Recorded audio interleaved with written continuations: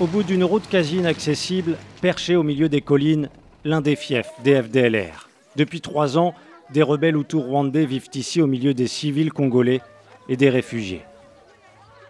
Officiellement, les opérations militaires contre les FDLR ont commencé, mais dans ce village tenu par les rebelles hutus rwandais, la vie suit son cours. Vous le voyez, les civils n'ont absolument pas fui.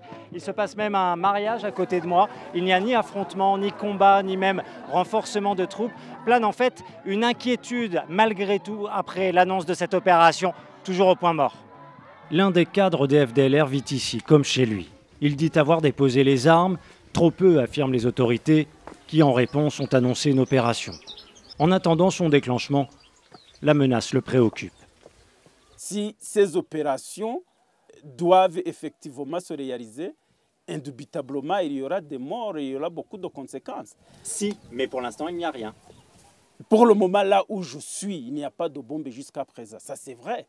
La perspective d'une opération inquiète également les civils rwandais. Pierre Damien a fui son pays, 20 ans d'errance dans l'est du Congo. Sa sécurité, c'est au FDLR que ce réfugié la confie depuis 2 ans.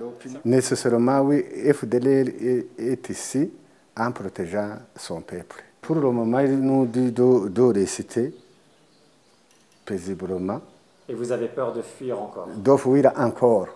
Ici, il n'y a pas de brousse. Il n'y a pas d'autre endroit où pouvons-nous se cacher. Mais sur le terrain, les militaires en poste près de la zone des FDLR ne semblent pas se préparer à une quelconque intervention. L'officier en caméra cachée avoue même que depuis 2 semaines, rien n'a bougé. Tous les tendus sont calmes. Pas de problème. Il n'y aura peut-être même pas d'opération militaire. Il n'y en a pas. Les FDLR seront-ils réellement attaqués? Rien n'est moins sûr. Cet homme raconte comment les rebelles ont établi toute une série de trafics dans la région. Parfois, ils collaborent même avec des militaires congolais. La FARDC en question n'entre pas dans la forêt pour couper les arbres, mais ils facilitent les FDLR pour aller vendre leurs produits finis, la braise et le planche. Déjà, quand les FDLR vendent, ils remettent un pourcentage de leurs bénéfices à l'armée congolaise.